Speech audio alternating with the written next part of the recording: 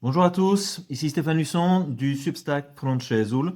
Il y a environ une semaine, avec Patrick Duellerin, nous avons publié un large rapport sur la manière dont le DSA est détourné en outil de censure en Roumanie contre les voix indépendantes. Aujourd'hui, je vous invite à découvrir un nouvel article que je viens de publier, centré spécifiquement sur TikTok. TikTok n'est pas simplement une plateforme neutre. En Roumanie, elle agit comme un chien de garde de censure pour les pouvoirs exécutifs. On parle ici de grands noms des journalistes télé, anciens journalistes télé comme Ion Christoiu, Robert Turcescu et Marius Tuca, qui sont passés de la télévision aux réseaux sociaux pour atteindre des millions de personnes. Durant la période électorale, leurs comptes TikTok ont été suspendus ou leurs vidéos supprimées.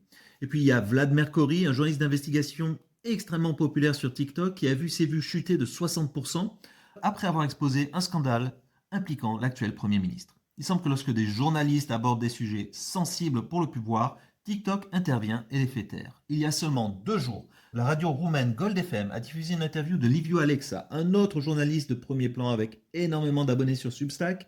Et bien sûr, devinez quoi, TikTok a bloqué le clip à ce sujet, puis a supprimé l'intégralité du compte Gold FM le lendemain. Monsieur Alexa parlait de problèmes de gouvernance dans un fonds d'investissement créé par le gouvernement.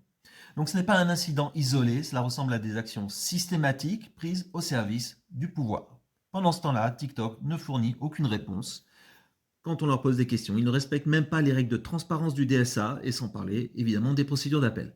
Pendant ce temps, des plateformes comme X et Meta font clairement des efforts pour mettre un terme à la censure, pour être plus transparent. L'idéal à ce stade serait que les plateformes publient toutes les demandes de modération qu'elles reçoivent et les demandes de sécrétisation, y compris celles qui viennent de la Commission européenne. Mais il n'y a pas grand-chose à espérer, évidemment, du côté de TikTok. Donc voilà, si vous voulez tous les détails de cette histoire, je vous invite à lire l'article pour voir ce que fait TikTok. Et puis, vous trouverez dans l'article un bouton d'abonnement pour devenir éventuellement un abonné payant et ainsi m'aider à continuer ce travail. Merci.